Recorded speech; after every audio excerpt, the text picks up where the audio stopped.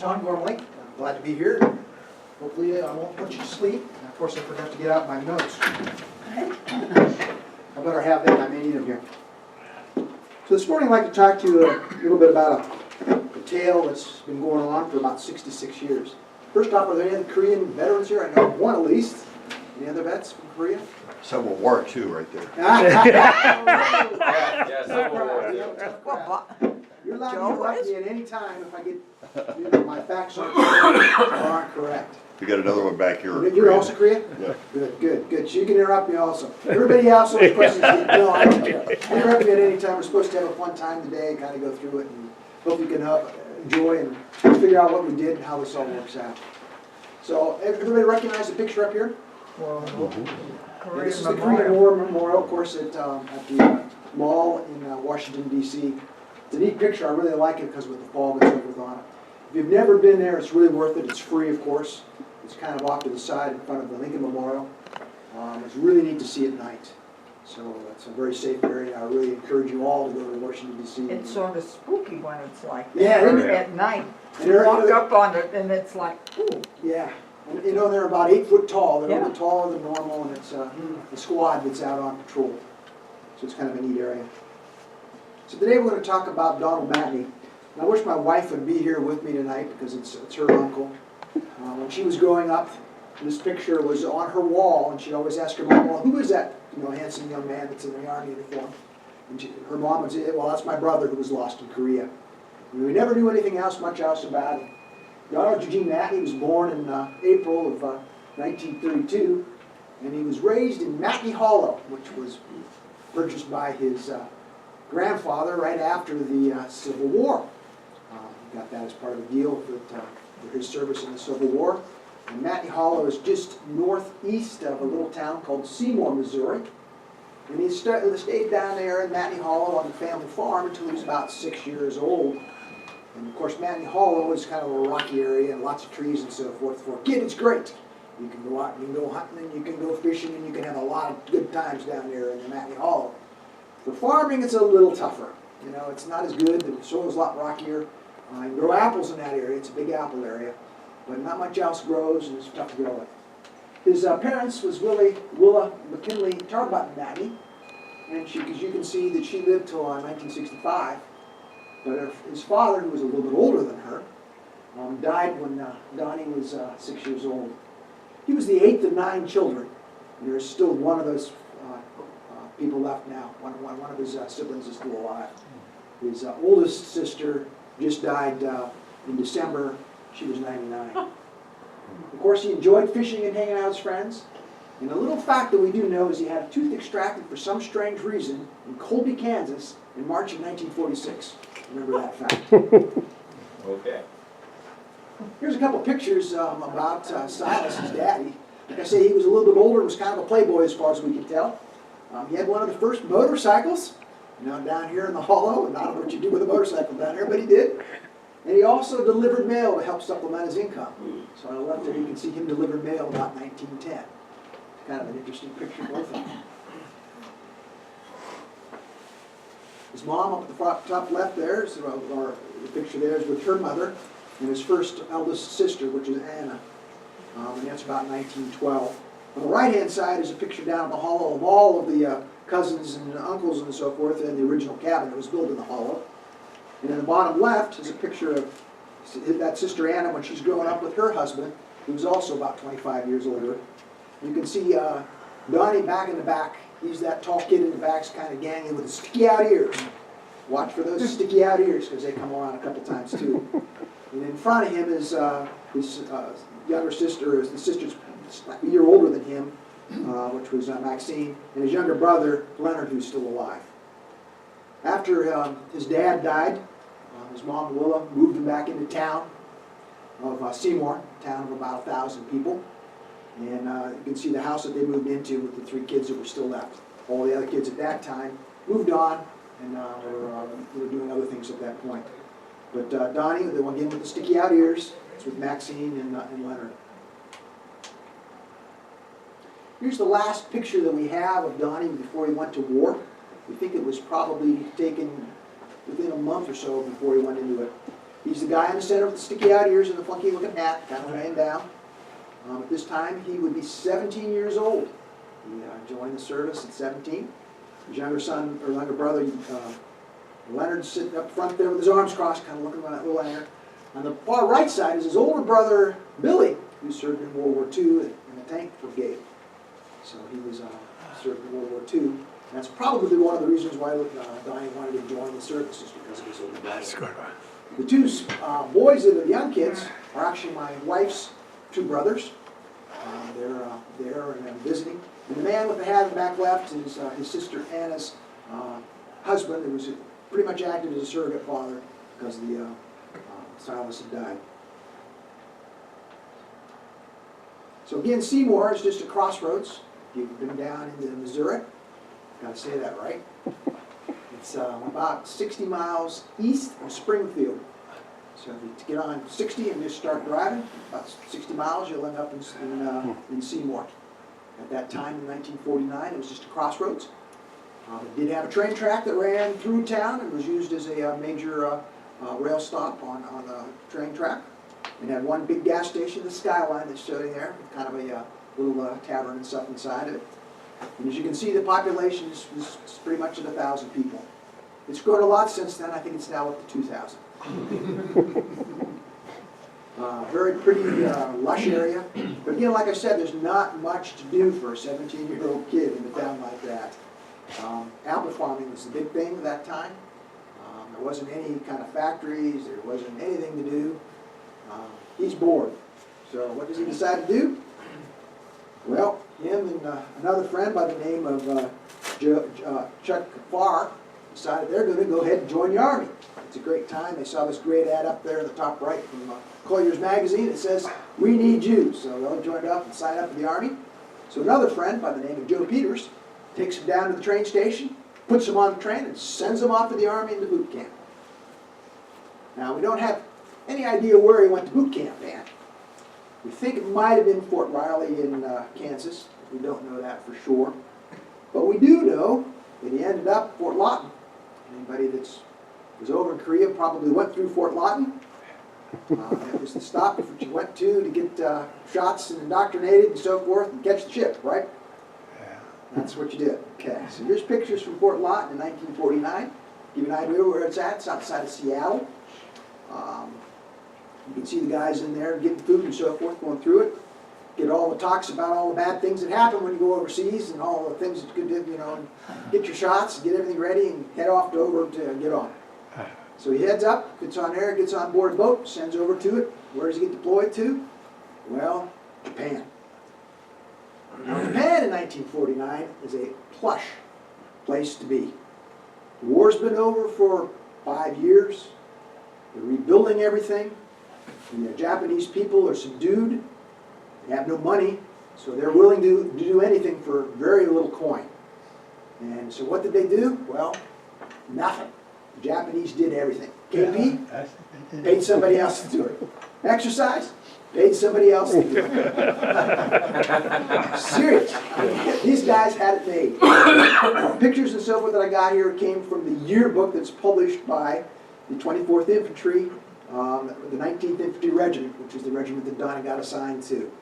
The 19th Infantry Regiment, I mean, it's a yearbook, it looks like it's straight out of a high school. The biggest thing they talk about is who won at baseball, who's the best boxer. It has nothing to do with any of the other things that you think would be done into the Army. But that's what this yearbook has in it. It's a very kind of a sad yearbook, too, because of how lush and easy they had it at that time, because of what happens here real quick coming up next. But yeah. These pictures and so forth up here of the people that are shown in the picture down below, that's actually his company. He was in Company H. He was assigned with us, Company H. You can kind of see that on that flag if you got really good eyesight. Of those, 70% of them aren't going to live past the 1st of August. So it's a very interesting, very scary time. Camp Chickamauga, the 19th Infantry Regiment, is part, of course, of the 24th Infantry Division. And they were one of the oldest ones, came from 1861, from the Battle of Chickamauga. And that's why they got their type, and they were called the Chicks. And of course, the 19th, or the 24th Infantry Division was known as the first to fight. The Victory Division had the Terror Leaf thing because they were also where they were based out of originally, was out of Hawaii. They actually lost 2 people in the bombing of Pearl Harbor. So they were the first ones in the Army to fight during World War II. They also, of course, fought at Leyte and the Philippines and a lot of different areas. A lot of the history for. Anybody here from the 24th? No 24th. Okay. Had to ask. You My never know. father was. Was he? Yes. Yeah, my uncle was in 24 during World War II. Okay. So again, yeah, a very lush time. Very easy time while I was in there in Japan. One person commented that I came in as a 140-pound weakling, and while he was there for the 6 months he was there, he went up to 182 pounds. Because he didn't do anything. But eat. Yeah. He was assigned to a mortar squad, 1 4th Eagle, and had an 81-millimeter mortar crew. Give you a little bit of history there. The actual pictures there are from Korea for the first opening weeks. Maybe one of him, don't know. But that's what he had. Never fired a shot while I was in Japan. You know, didn't have any practice, just had a little bit there, but you know, what can you say? Easy times. Then, of course, the balloon goes up. June 25th, 1950. Suddenly, there's an attack on Korea. Nobody even knows where Korea's at. So he says, well, it's just right across the sea from where we're at. So these guys don't know what's going on, but on July 1st, they suddenly get picked up or issued guns, issued live ammunition, which most of them had never shot or seen other than the basic training. Most of it's all leftover stuff from World War II. Comments that the machine gun belts were rusted, that most of the stuff was just left over from World War II. It was not smokeless powder. It was stuff that when you'd shoot, if it worked at all, you put up a whole big cloud of smoke, basically give your sight away. Very, very much bad. So they set out on the LST Q-012 on the July 3rd, and is heading into Korea. Here's a map of Korea, and I'm going to try to bring this map over here. I have not had much success with the technology. That's the other one. Let's go back one here. That's the one I want. So this gives you an idea of Korea, the full thing on the side. Japan's going to be over on this side. And Vietnam and so forth over there. China up above. And right there's the parallel line coming across. The 38th parallel, you can see where it is in the water. And North Korea is top and South Korea at the other side. Korea itself, if you look at this picture over here, has kind of gray area and kind of a white area. It had been first off captured by Japan in 1910. It had been a protectorate of Japan since that time. Japan was brutal to the people in Korea. Koreans hate the Japanese even to this day. Very, very much hated them. They just pretty much destroyed the country as much, didn't put any money into it, just used it as slave labor. Very, very tough on the people. You'll see on there, there's one rail line that runs. I can show it. Hey, look at that. All the way up along here, goes all the way up there on this side. Goes from, now my battery hasn't died. Goes all the way up into China. That's what they did. One rail line has 2 rails going across. A couple spurs that come off of it, not much. As far as roads go, most of them are ox cart roads. Do you know what that is? Basically dirt, maybe rock, not very wide. A couple of main roads, but not very many. You can see them down through there. Up through there, the area I want to also point out is Taejon, kind of there in the center, T-A-E-J-O-N. That's the area that's coming in there. So at this time, the Army's coming through here. They have no idea what's going on. They're bundled up in their ships. They're coming in the area. And Uncle Donnie then comes in here and gets in here by that LST boat and lands at Pusan, whatever that place is. They come off the boat. They take their equipment, live ammo. They say it's a police action. It's not going to be very difficult. We're going to show our force. And those communists are just going to back up and go away. Yeah, right. Anyway, that's what they were told. That's what they kind of expected. So they set up their camp in Pusan. We're there for a couple of days. And then 2 days later, they get on the train. Load up all of their equipment. His company, Company H again, is taking up the train and goes up to Daegu, which becomes the headquarters at a later time. and then they go on by truck over to Yeonil. Now at this time, like I said, the Japanese had run Korea. There's only 5 airports that were really operational in South Korea, 2 of which had already been captured by the North Koreans. So at this time, by July 8th, which is only, what, 2 weeks, almost 3 weeks after those had been invaded, the 3 airports are at Yeonil, which is why they were sent over there, to set up protection for it. The one up at Daejeon, and then the other one at Daegu. So those are the 3 airports that can get any supplies into these people. So we're printing out all these folks into the airplanes. They have no idea what's going on, and they're trying to get something set up. And this young kid's sitting at 17 years old, sent over by train, and they set up this perimeter around an airport, and it's quiet, it's calm. We're still not worried about it. So they set up the headquarters, or they set up all of their defenses and so forth, and then suddenly they say, nope, we're not going to stay there. We're going to go by train back, and we'll go back to our truck back to Daegu, and then we get on a train, and we go up to Daejeon on the 13th of July, and we hike up 10 miles up to a little area called Coom River. Interesting area at this point. Daejeon is a crossroads. You can't tell it very well from there, but there's 5 major roads that come into Daejeon. So that's one that they want to try to defend at all costs, try to stop all those North Koreans from coming down. But most of the guys that are in the Army at this point have no idea what's going on. They still think it's a police action, don't know much, don't know what's going on. So, interesting times. Let's take a look at the strategic area now. Let's see if my thing will work again. Nope, none the other. There we go. This is a map that actually covers a large area for it. The map on this side over here starts off, and we'll go back now to June 25th. So June 25th, the North Koreans just invade. Huge, huge thing. Real quickly, of course, Seoul, which is way up there at the top side, is the capital of South Korea. And it's only, what, 30, 40 miles from the border. Very, very close up. The government's in shambles. The South Koreans, we wouldn't let them have much armor, didn't let them have very much cannons or anything like that. Everything they had was all left over from World War II. A lot of it was leftover Japanese equipment. Mixed, hodgepodge mixture. But the South Koreans were afraid of the North Koreans, so they had 3/4 of their men all up along the border, another 15% around Seoul, and the remaining 8% or so down in the southern part of the country.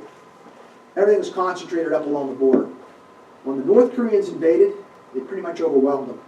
The North Koreans came in with tanks. South Koreans had nothing to stop them. In fact, the Americans had nothing to stop those tanks. The armor that they had, the shells, or about the armor, the artillery they had was much shorter. Short range, nothing that was long range at all. And of course, and again, like I mentioned earlier, it was all left over from World War II, so it all had smoke. So every time they'd shoot, South Koreans said, hey, they're right there. Guess what? Pretty much overwhelmed very quickly. So here they are, it's coming through, and they're worried, and they put out the call and say, hey, we need help. So America at that point was only providing guidance to South Korea. We had left the area to South Korea about 1.5 years beforehand. But Douglas MacArthur was the South Pacific commander, and he flew in on the 28th of June, basically to check out to see what's really going on.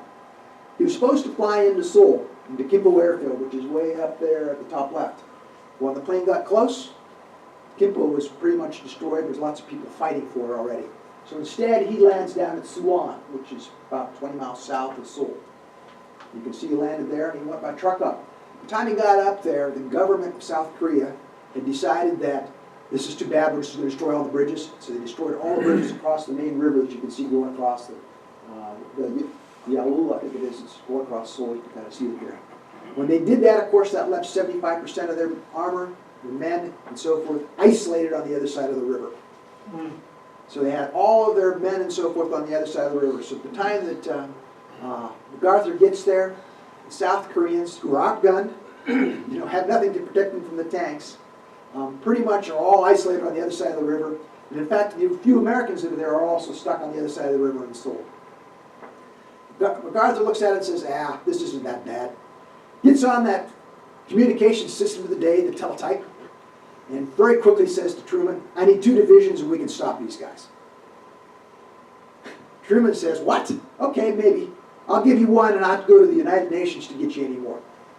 So on the 25th of June, he calls up and says to the general, and I can't think of his name right now, for the 8th Army, hey, you're on, because they're the closest over in Japan, get ready, you're going to come over. First thing he does is he takes the 24th Division, and he says, all right, I got to take some of the folks and send them over there to help to stop these guys, to stop them.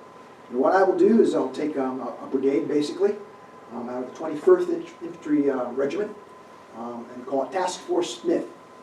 Task Force Smiths, they bundle up onto planes and send them up there into, basically into Daejeon, land at the Daejeon airport or into Daegu, bring them up by train. These guys, poor guys, they're armed with 2 recoilless rifles, machine guns, World War II, again with rust on the belts, and 1 set of artillery. And again, it's light artillery. And that's what they got. So they go up there and they set up lines in a little town called Ulsan, which is about, you can see it there, about 20 miles or so, maybe 30 miles south of Seoul. And they're sitting there and they have no idea what's coming at them. They set up there and they're still thinking it's just going to be a little police action. When they see the people that conquered the Japanese and killed off Hitler, they're just going to run.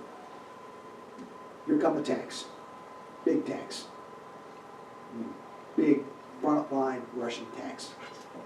You know, this time America says, we don't care much about Asia. It's kind of a backwoods area. We're worried about Germany and we're worried about Russia coming in through